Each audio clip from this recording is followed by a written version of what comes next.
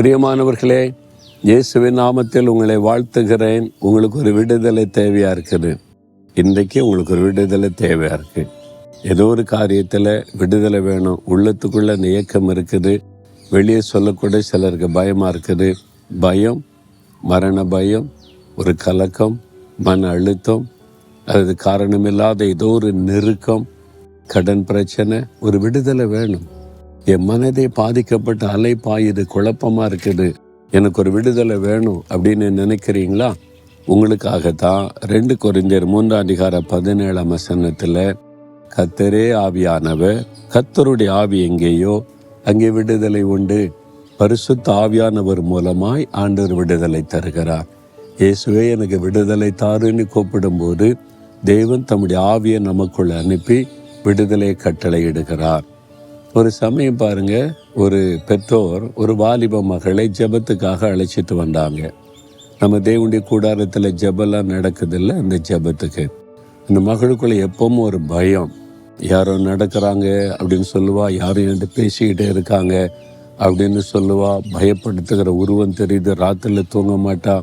இப்படி சில வருடமாய் போராட்டம். இந்த மகளுக்கு பல டாக்டர்ஸு, அப்புறம் இந்த மனநிலை பாதிக்கப்பட்டவங்களை கவனிப்பாங்கல்ல, மனநல மருத்துவர்கள் எல்லாம் போய் ஒன்றும் ஆகலை.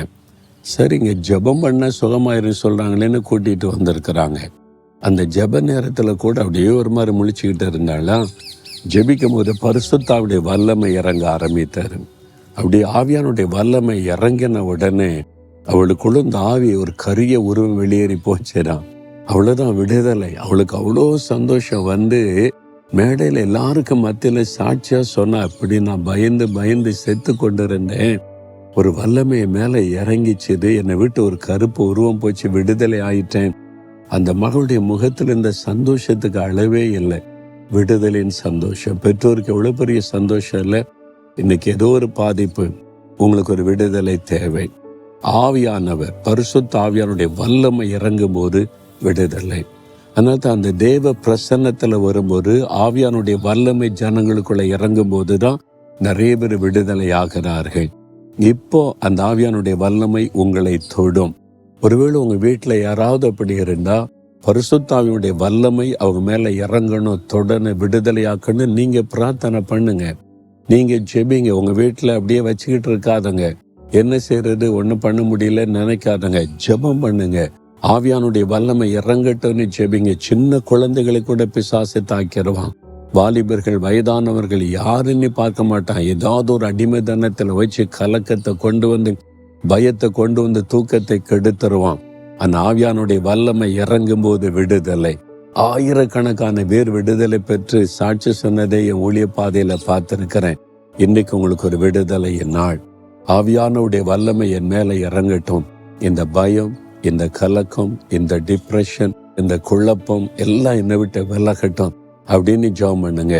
நசரேயனாகிய இயேசுவின் நாமத்தில் தகப்பனே, உம்முடைய ஆவியானவருடைய வல்லமை இவங்க மேலே இறங்கட்டும். ஆவியானவர் எங்கோ அங்கே விடுதலை உண்டு. இப்பொழுது ஆவியானுடைய வல்லமை இந்த மகன் மேலே இறங்கட்டும், மகள் மேலே இறங்கட்டும். இயேசு கிறிஸ்துவின் நாமத்தில் விடுதலை உண்டாகட்டும். உம்முடைய அக்னியின் வல்லமை அவளை நிரப்பி ஆட்கொண்டு விடுதலை கொடுப்பதாக. இந்த நிமிஷத்தில் இந்த ஒரு விடுதலை வரட்டும். டிப்ரெஷன் விலகட்டும் இயேசுவின் நாமத்தில். தூக்கத்தை கெடுக்கிற ஆவி விலகட்டும் இயேசுவின் நாமத்தில். அந்த பயம், மரண பயம் விலகட்டும் இயேசுவின் நாமத்தில். பேசி பயமுறுத்துகிற பொல்லாத ஆவியனுடைய கிரியைகள் விலகட்டும் இயேசுவின் நாமத்தில். ஆவியானுடைய வல்லமை இறங்கினதற்காக ஸ்தோத்திரம். இந்த நிமிஷத்தில் இந்த விடுதலை உண்டாகட்டும்.